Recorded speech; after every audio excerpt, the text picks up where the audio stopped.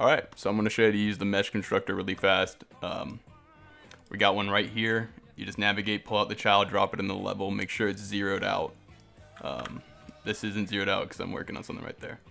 Alright, so the way this works is that there's all this confusing stuff on the side. You can just hide the Z-list and you're pretty much good to go with the components and the selection. So it works in increments of the snapping. This is a 50 unit block. You could also increase your snapping to like 500, and then there's a block for that. So we can pull that one out real quick. Boom.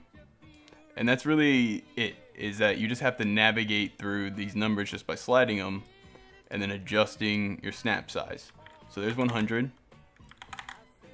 So I can just, just throw that together real quick.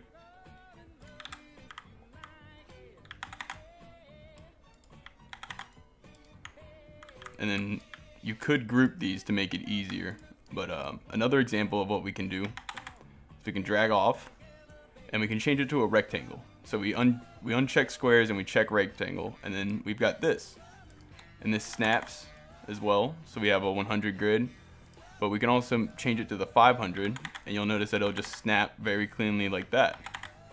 So if we move it back, and then here's where it comes into kind of like a issue, is that the snapping is based on that already.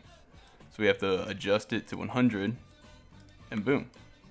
And then we can just slide it up, and we've got a mesh that fits right there. Now, if we wanted to do something like the curves, we gotta be careful. The way it works is that there's outward facing curves and inward facing curves, and those are right after each other. So if 0 is an outward facing curve, that means 1 would be the invert. Alright, and so we can just move up, make it.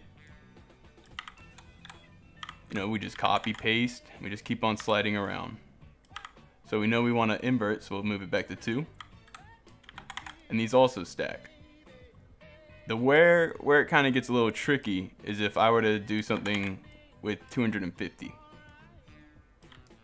So you'll notice that this is on a snap grid,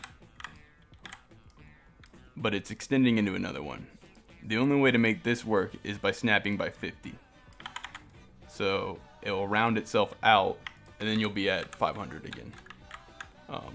That's just because there is no 250 snap option. And then let's just say you wanted to cap these off.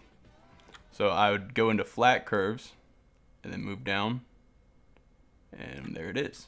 The issue here is that it's an incremental, so we move it to 0.25, and we'll scale this boy down to a more moderate size. This is only because I haven't imported sizable meshes of different size. That was very dumb to say, but yeah.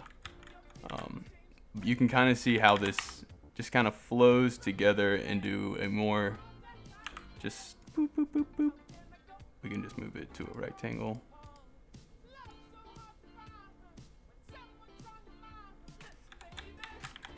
And you can keep all of your lines together. Just like that.